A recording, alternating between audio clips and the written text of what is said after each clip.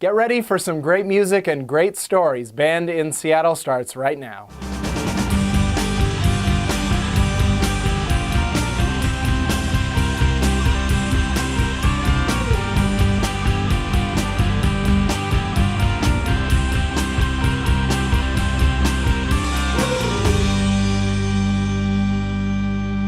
Welcome to Band in Seattle. I'm Xander Denke, and with me is Abby Williamson, music writer, photographer, and video blogger, to talk about tonight's band, Evening Bell. There's a song that Evening Bell plays called Dust Storm, which says way more about their music than anything I could come up with. When I hear Evening Bell, I picture a tumbleweed skimming around a desert somewhere in Tucson circa whenever John Wayne was a movie star. It's vintage Americana at its finest, but with a dark twist. Music fit for a ghost town overtaken by saguaro cacti, and perhaps cows. Moo. We'll be right back with Evening Bell. It was a long drive down to LA where your mama was bound. She scooped you up and she got out of town.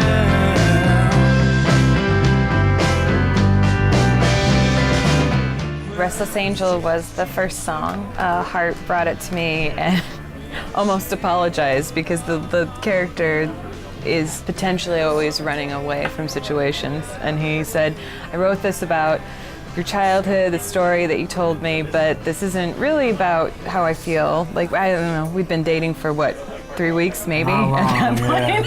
Yeah. Hi, we're Evening Bell here at Victory Studios, and we'll be playing a set for Band in Seattle. Okay. Gonna make you feel free.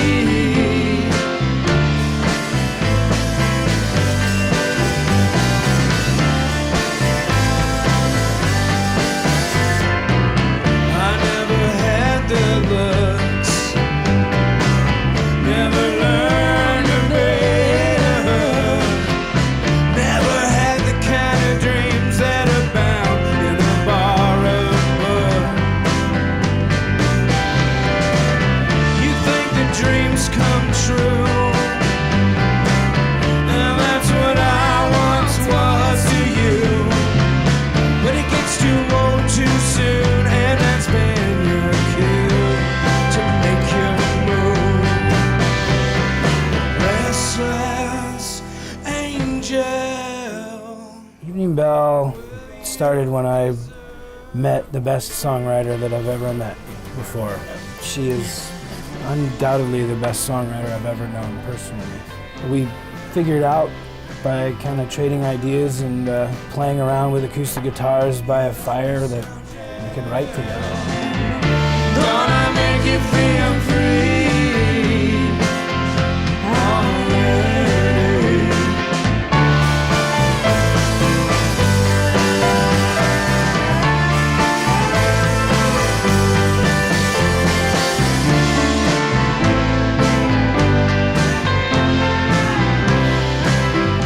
Hart.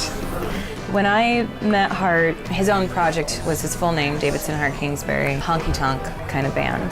As we started to get to know each other as friends, and then so we started dating, I kind of had that country thing on the mind. When we first started hanging out and bonding and listening to records, he pulled out a bunch of David Bowie, which was also a huge influence for me. Early Beatles, the Kinks, there were all sorts of things that we shared musically from the beginning. I think that the first time that we sang together was he asked me to sing with him for a Merle Haggard tribute, and it was fun, and it kind of instantly, I think we both knew. It was like, oh, uh-oh.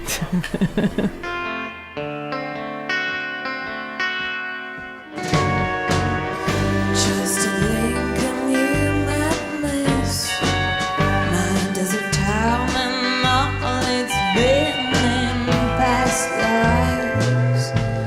Now barren and bled dry.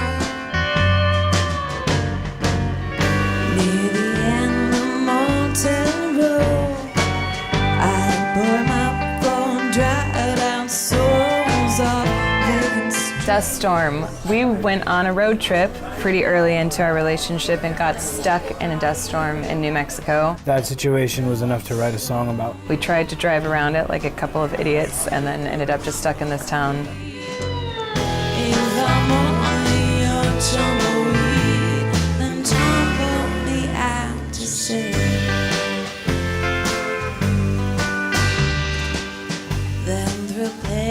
Swinging doors, and he came for shelter from the storm. The smell of salt, the sea in every pore.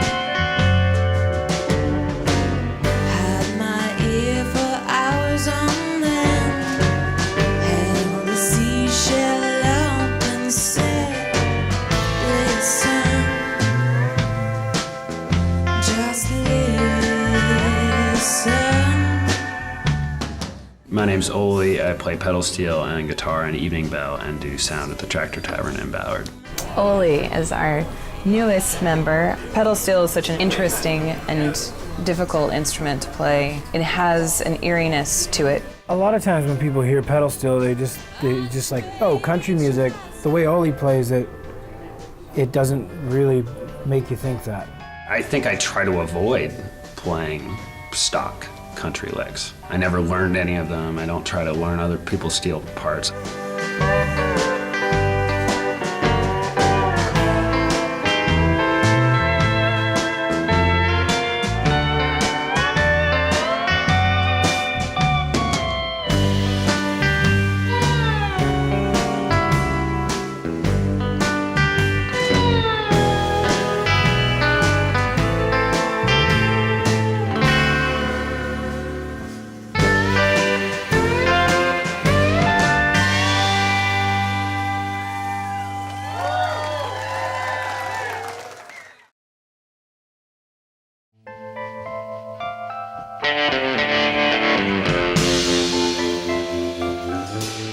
Light the Lanterns is a Frankenstein song, which means that it's partly a song that I wrote, partly a song that she wrote. And we found out that the lyrics made sense together and the music made sense together, so we just like stitched it up.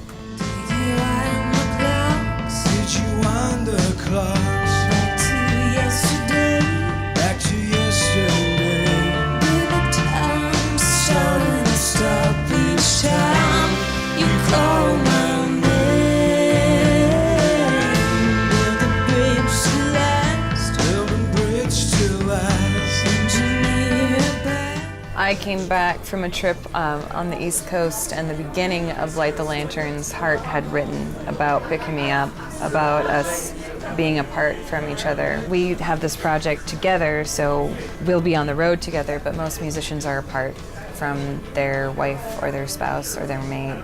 And kind of that idea of absence makes the heart grow fonder, that how that can also flip for some people. You can feel a disconnect.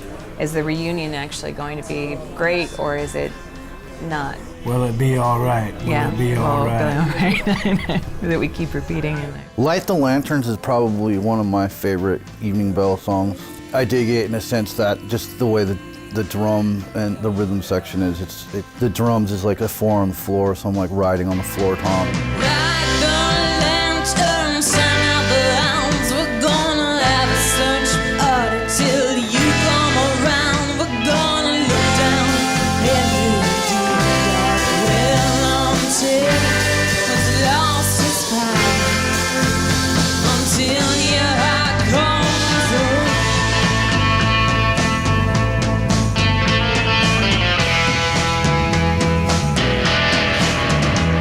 Hi, I'm Jason Merkuliev, drummer for Evening Bell. Jason is a drummer that is an artist at the same time, and he considers himself so, and he should. He's not just a boom chicka boom kind of player. 2 years ago, Hart gave me a call and was wondering if I'd be interested in checking this music out, and he sent me a couple demos, and I immediately was into the music and have been ever since. He hits hard, but it allows room for all the other parts to breathe. I grew up listening to music with my folks and stuff, so I basically decided I want to play drums, and so I started playing drums in 7th grade, and time 9th grade rolled around, I started in a jazz band. Probably like a year before that, I started having private lessons, jazz lessons from a family friend. That was cool. He let me borrow his drum kit for probably about 5 years or something like that. So. First the liquor, then the tears. We know the order so well, dear.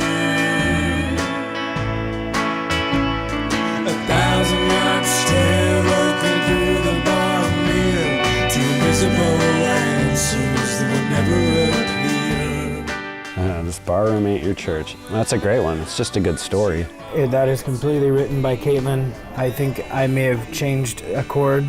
It seems like, and it could be told from the perspective of a bartender, having somebody that continues to come into your bar and treat it as, I don't know, a sort of a safe place, a confessional. It almost has a tone of, listen, you've kind of worn it out.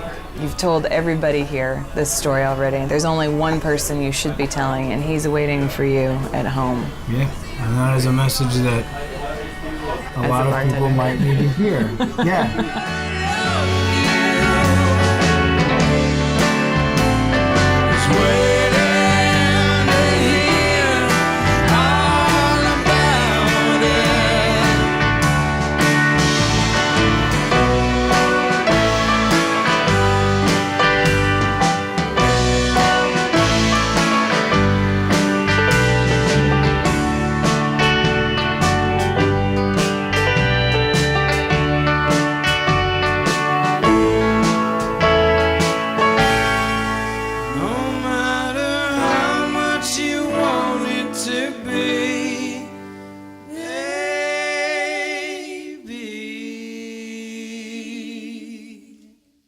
This barroom ain't your church. This barroom ain't your church.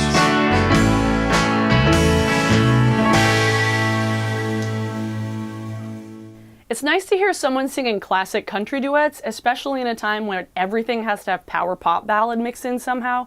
And it's obvious that the pair shares a love for the same music, because you can't just conjure up inspiration like that out of thin air. Heck, if they played this on country radio, I might actually listen to country radio. Wow. That's saying something. We'll be right back with Evening Bell.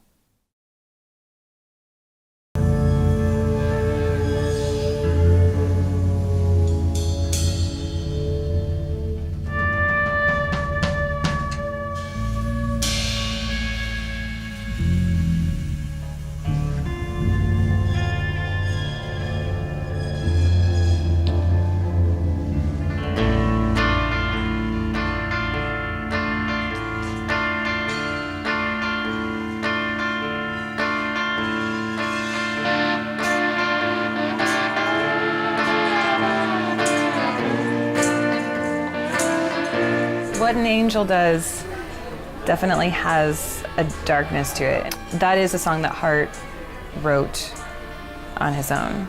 And it does have to do with some of my life. Once again, he did a great bang-up job of taking some darker moments in my childhood and turning them into songs better than I could, which is both very touching and very frustrating at the same time.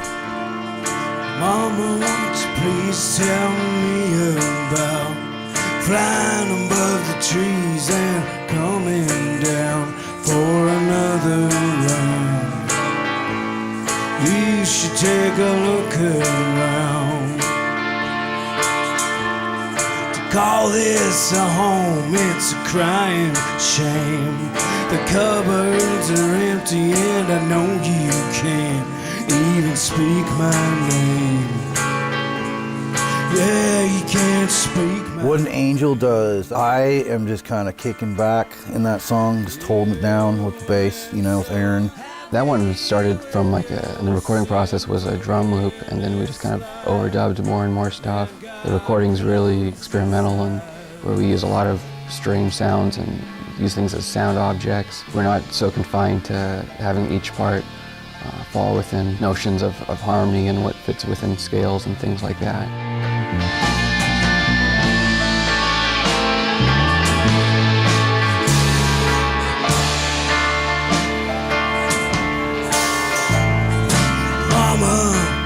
I made company with hardened criminals and thieves, folks who've done filthy deeds and have no cross to. Hi, I'm Aaron, and I play bass in Evening Bell. Aaron is a professional musician from head to toe. When he gets a song, he works on it thoroughly and has great ideas and just puts his entire heart and soul into everything musical. I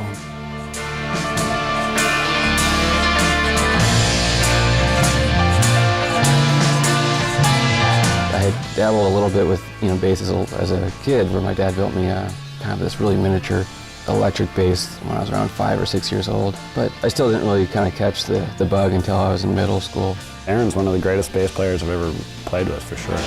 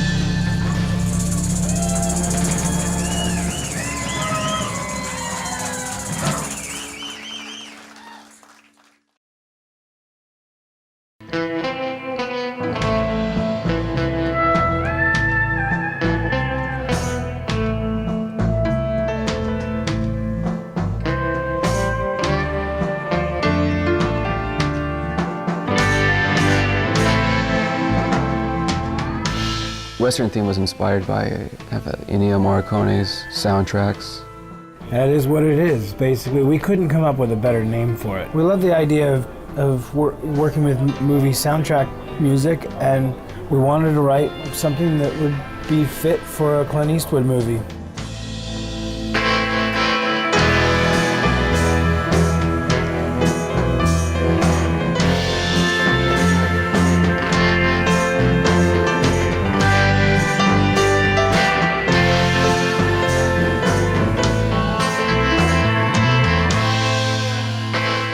Hart is a great man. He's a really good dude. He does have a big heart, honestly. The guy's he's a very kind soul. I am honored to play music with him. Hart's one of the best singers I've ever encountered. In this era of post-American Idol and The Voice, all this extra vibrato and all this stuff that doesn't need to be there, he can be impressive without doing that stuff. Caitlin is an amazing composer and songwriter. It feels so natural to work with her that it's hard to, I guess, describe it. She's so good at what she does. She knows music much more thoroughly than a lot of musicians that I know, that she can just pull out what's right for the song. She just has a great wide range that way. And she can also play guitar and probably a lot of other things that I don't even know about. There's a lot of random instruments around the house. I don't even know what they're for. Gotta get a second job, 'cause this don't pay. Loading up, setting up the same old stage. Travel Trailer, the big hit in town here, apparently. Everyone's digging it. The dance song, Travel Trailer is a lot of fun, and it was almost a Valentine from Hart to me about leaving and getting out of town, being able to live simply. Now we're still here.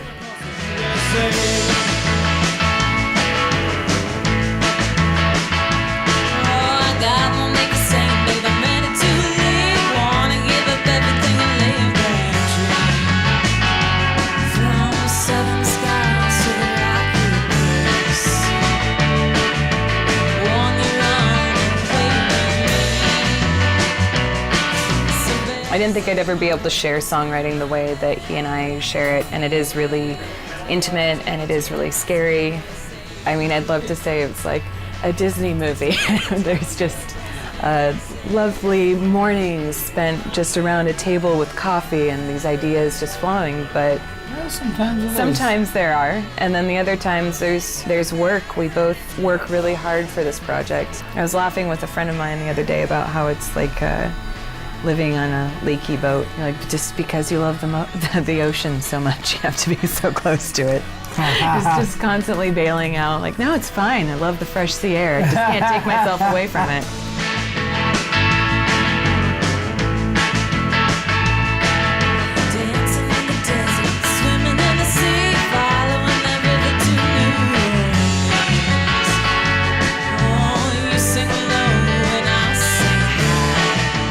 That bond that we share, but also just the other musicians that we play with being able to create a record. It is the best thing. So I just keep telling myself that's way better than having a timeshare in Kauai or something, right?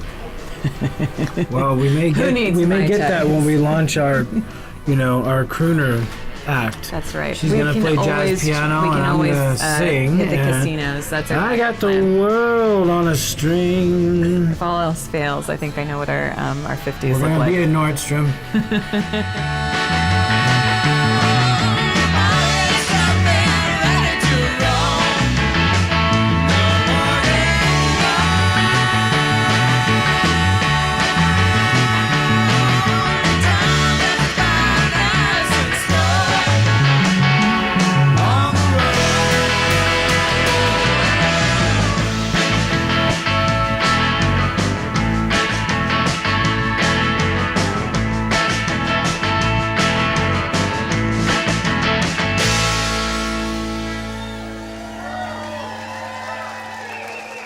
All right, that's it for tonight's Band in Seattle. If you want to hear more, check us out on bandinseattle.com, where you can hear full concerts and find links for more information about our bands and where they're playing next. Abby?